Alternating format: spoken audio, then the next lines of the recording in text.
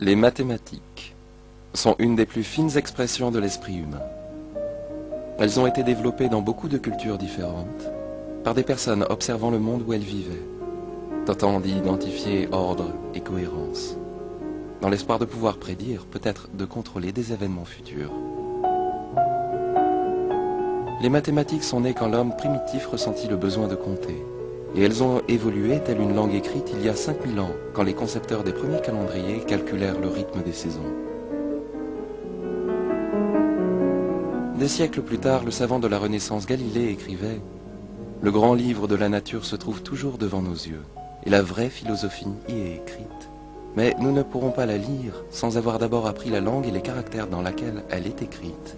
Elle est écrite en langue mathématique, et ces caractères en sont les triangles, les cercles et les autres figures géométriques. » Plus prosaïquement, les plus anciens symboles mathématiques n'étaient pas des triangles et des cercles, c'étaient des entailles trouvées sur les tablettes d'argile babyloniennes utilisées comme des calendriers, ou des pictogrammes ciselés dans la pierre sur les temples mayas.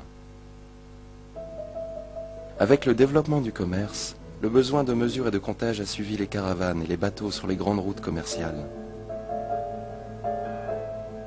La mesure des terres, la géométrie en tire son nom, permettait d'ajuster les besoins en irrigation et de calculer les taxes en Égypte antique et en Mésopotamie.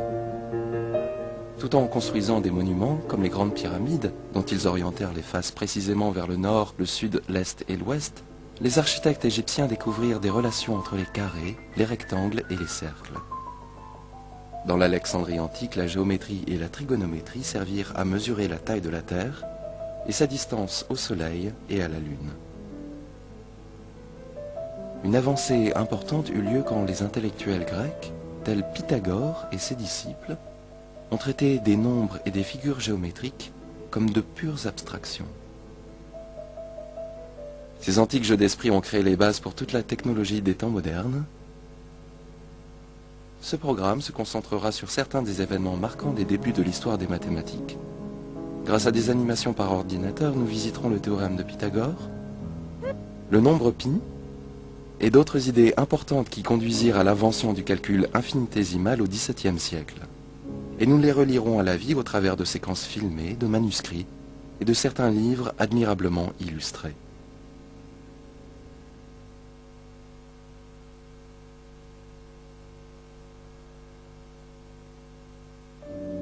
La parution des éléments d'Euclide autour de 300 avant notre ère fut un tournant dans l'histoire de l'humanité.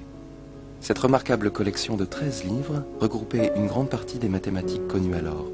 Bien présentée, suivant un enchaînement habile et logique, elle représenta un accomplissement magistral qui influença la pensée scientifique pendant près de 2000 ans. Elle posa les bases de la méthode déductive, prouvant que l'homme pouvait découvrir des vérités mathématiques par pure déduction logique.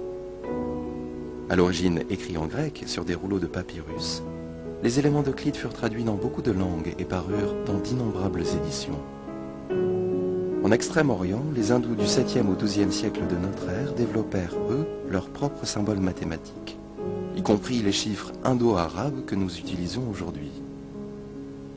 Dans les mains de mathématiciens comme Omar Khayyam, un nouveau langage de calcul prit forme, appelé maintenant algèbre, une version latinisée de son nom arabe. Grâce aux itinéraires commerciaux musulmans, cette nouvelle langue atteignit l'Europe, où elle remplaça le lourd système des chiffres romains. Il se combina plus tard à la géométrie antique grecque pour produire la nouvelle géométrie analytique de Pierre Fermat et René Descartes. Au cours des siècles, les mathématiques ont été un miroir des civilisations.